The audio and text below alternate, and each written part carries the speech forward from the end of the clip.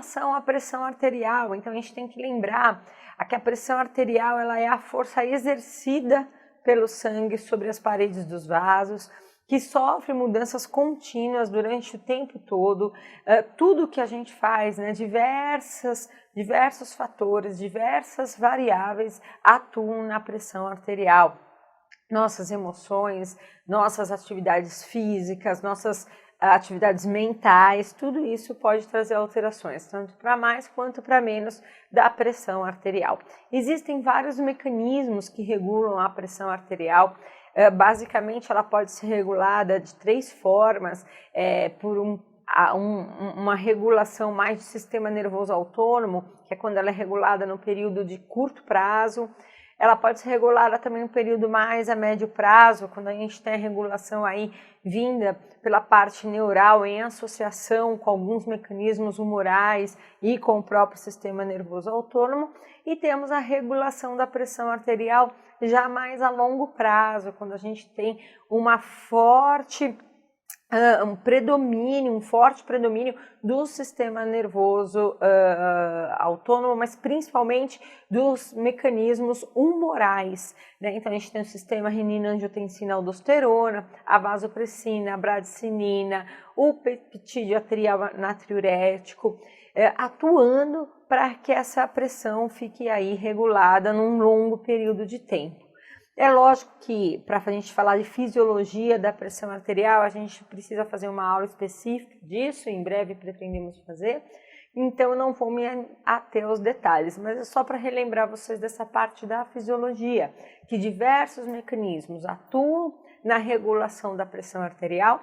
Essa regulação pode acontecer a curto, a médio ou a longo prazo, e esses mecanismos vão interferir mais ou menos a depender dessa regulação. Além disso, temos também os mecanismos locais, que é a relação do fluxo do sangue propriamente dito, ou seja, a resistência dos vasos, o diâmetro dos vasos, a viscosidade do sangue, também são fatores importantíssimos que vão interferir diretamente no controle e na regulação da pressão arterial. E aí, então, a gente tem a pressão arterial sistólica, que é aquela pressão que ocorre no ciclo cardíaco, a pressão máxima lá do ciclo cardíaco, ocorre durante a sístole ventricular. Então, no momento do início da sístole, a gente tem esse pico de pressão.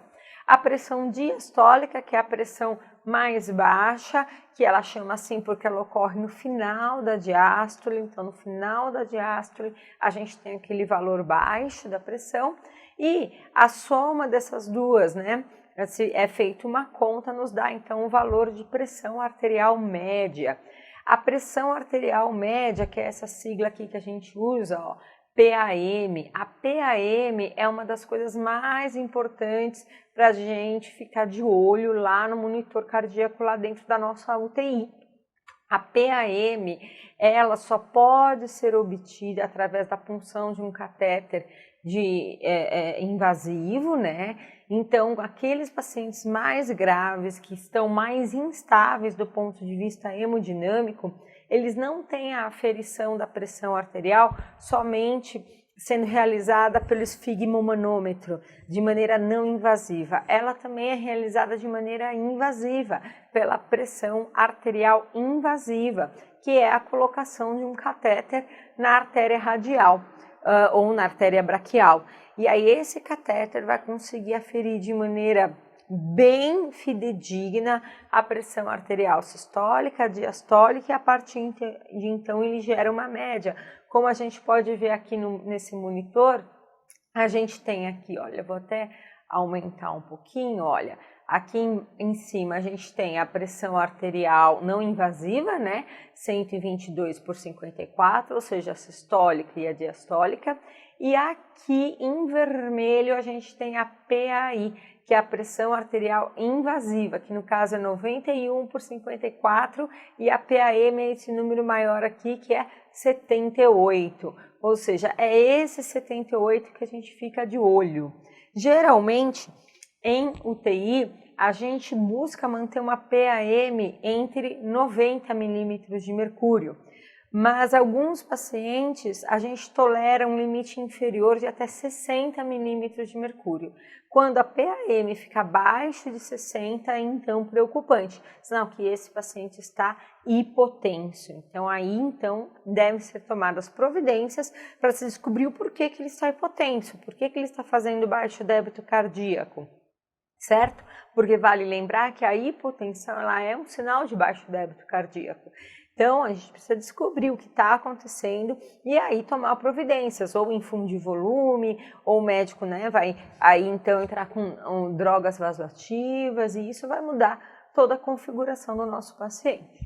Então, aqui para lembrar a classificação da pressão arterial, que o ideal é a gente manter uma 120 de sistólica e 80 de diastólica, 130 de sistólica e 85 de diastólica ainda são com valores considerados normais, mas a gente mantém então aí valores mais perigosos, de hipertensão principalmente, quando chega nesse estágio 2 aqui de 160 em diante, ou até 140 em diante de pressão sistólica por 100, 109 de diastólica, certo?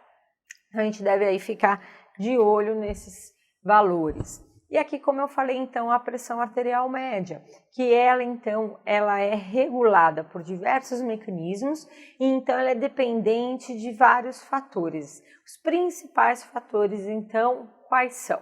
O volume de sangue, o débito cardíaco, a resistência ao fluxo e a distribuição desse sangue. Então, como eu falei, a quantidade de sangue que temos ali correndo na gente, Então, a ingestão de fluidos ou a perda de fluidos. Então, se eu estou urinando muito mais do que eu deveria, eu fico com um baixo volume de sangue e isso altera a maneira como a minha pressão arterial está controlada. Eu posso ter aí uma hipotensão, certo?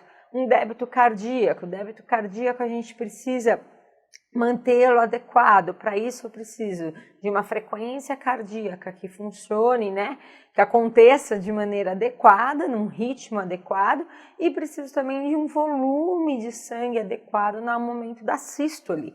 Então eu preciso de um volume sistólico adequado. A resistência ao fluxo, ou seja, o diâmetro das arteríolas, Se eu tenho artérias com diâmetro muito pequenininho, fica mais difícil desse sangue passar por elas. E por outro lado, se eu tenho um diâmetro muito grande, arteríolas muito vasodilatadas, isso também dificulta o retorno venoso e acaba aí, então, levando a uma redução do débito cardíaco e, portanto, uma redução da pressão arterial. E temos também aí, então, como eu falei, a distribuição do sangue como um todo no caso das veias, Então, não só as arteríolas, mas as veias também têm aí que manter esse diâmetro adequado para que essa circulação do sangue aconteça da melhor forma possível. E aí, então, a gente tenha valores adequados de pressão arterial.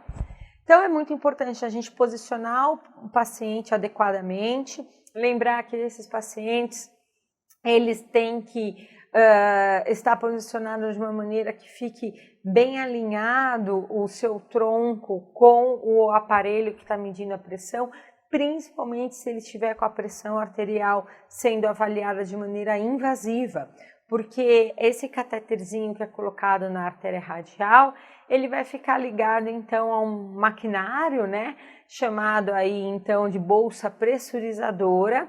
E então esse maquinário aí tem que ficar alinhado com o tronco do paciente, com a linha axilar média, para que então essa medida seja feita corretamente. Por isso que a gente não pode sair mudando o posicionamento do paciente ou fazendo tudo que a gente quer fazer com o paciente à torta e à direita sem conversar com ninguém. Por isso que dentro de uma UTI é super importante o trabalho em equipe. Todo mundo conversar, todo mundo combinar o que vai ser feito. Então, a gente tem que conversar com a equipe de enfermagem para que elas nos ajudem nessa mudança aí de posição e tudo mais. Porque se a gente posiciona o paciente e não regula com essa bolsa pressurizadora, vai dar erro lá na leitura e aí nós vamos ver coisas que não queremos ver lá no monitor cardíaco, certo? Então, isso é muito importante, essa troca de informação, para que a gente possa trabalhar junto e deixar o paciente sendo monitorado de maneira adequada.